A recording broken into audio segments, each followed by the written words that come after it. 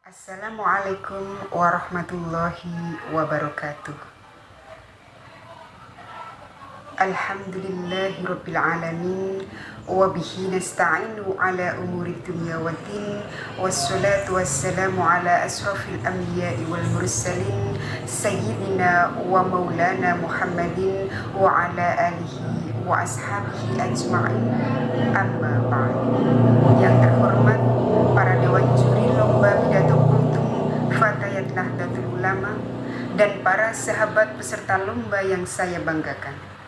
Alhamdulillah, segala puji syukur kehadirat Ilahi yang maha suci atas limpahan taufik dan hidayahnya yang tak pernah sepi tercurahkan bagi kita insan penghuni bumi ini.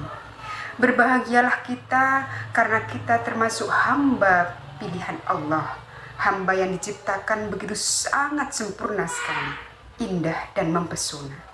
Tetapi jangan sampai kesempurnaan yang kita miliki menjadikan kita lupa kepada Sang Pencipta. Ingat, kita cuma terbuat dari tanah dan akan kembali ke tanah. Subhanallah. Sholawat ma'asalam, marilah kita sanjungkan keharibaan Rasulullah Muhammad Sallallahu Alaihi Wasallam yang telah menyelamatkan umat dari kehancuran moral menuju umat yang santun dan berbudi pekerti. Para pendengar yang dirahmati Allah, pada kesempatan ini saya akan menguraikan tema tentang kontribusi peran perempuan dalam pembangunan. Seiring berjalannya waktu, perempuan mulai bangkit dan berhasil membuktikan bahwa keberadaan mereka layak untuk diperhitungkan. Kecerdasan dan kepiawaian perempuan-perempuan Indonesia khususnya tidak bisa lagi dianggap remeh karena telah turut berkontribusi terhadap pembangunan negara. Para pendengar yang dirahmati Allah, mari bersama kita ulas terkait kontribusi perempuan dalam pembangunan. Seperti apa layaknya perempuan Indonesia yang dianggap sudah berkontribusi terhadap pembangunan negara? Bukti apa yang bisa kita berikan kepada publik? Sebagaimana hikmah yang kondang dan populer yang menyatakan bahwa wanita adalah tiang negara.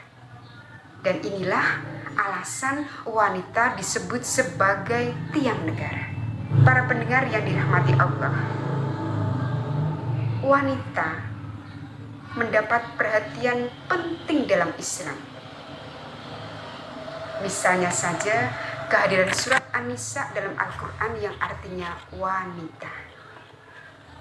Selain itu, Rasulullah mengajarkan untuk menghormati seorang wanita yang ibu sebanyak 3 kali sebelum ayah. Yang pertama, kita akan bahas wanita sebagai istri.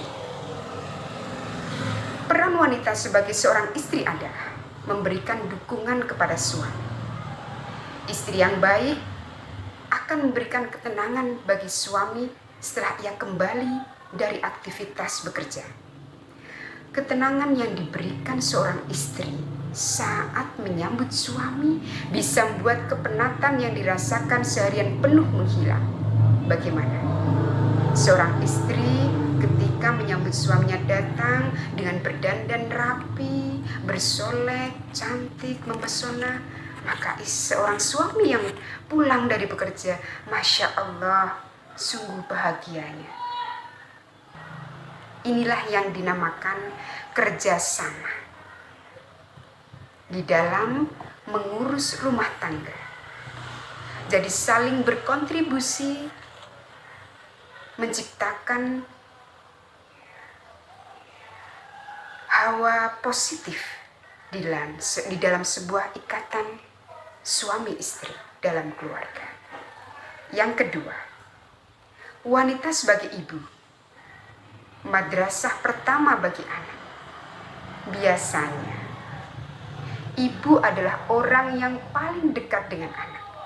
Semenjak lahir, hampir setiap waktu ibu selalu ada bersama anak, merawat, memenuhi kebutuhan, sampai mengajaknya berkomunikasi dan mengajari berbicara. Tidak heran bila ibu disebut sebagai madrasah pertama bagi seorang anak manusia. Para pendengar yang dirahmati Allah. Yang ketiga, wanita sebagai tiang keluarga. Jika pria disebut sebagai kepala keluarga, maka seorang wanita, seorang ibu disebut sebagai tiang keluarga. Selayaknya tiang pada bangunan, tiang yang kokoh akan membuat sebuah keluarga lebih tangguh, terutama saat menghadapi badai yang menerpa rumah tangga. Ketangguhan itu berasal dari kesabaran seorang istri dan seorang ibu dalam menghadapi tantangan, keikhlasan dalam mendukung suami, kelembutan dalam mendidik seorang anak, serta keimanan dalam menghadapi berbagai cobaan keluarga. Yang keempat, wanita sebagai tiang negara. Dalam kehidupan bernegara, manusia-manusia yang lahir dari keluarga yang kuat dan kokoh akan lebih mudah berkarya dan berkontribusi bagi kemajuan bangsa. Disinilah peran penting seorang wanita terlibat. Seorang wanita yang sukses adalah yang berhasil menjalankan perannya di keluarga. Bukan hanya meraih kesuksesan dalam karir. Dari keluarga yang kuat akan muncul pria-pria atau generasi-generasi yang prima dalam berkarya, atau anak-anak yang tekun belajar dan meraih cita-cita bagi bangsa dan negara.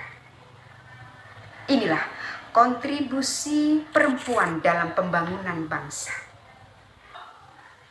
Wanita adalah rahim peradaban bangsa.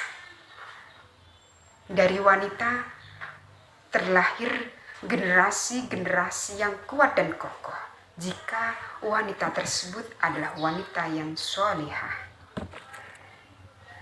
Maka dari itu, inilah yang tersurat dan tersirat dari apa yang termaktub dalam wanita sebagai tiang agama. Hadirin para pendengar yang dirahmati Allah, demikian apa yang bisa saya sampaikan. Semoga bermanfaat. Akhirul kalam, wallahul muwaffiq ila aqwamit thoriq.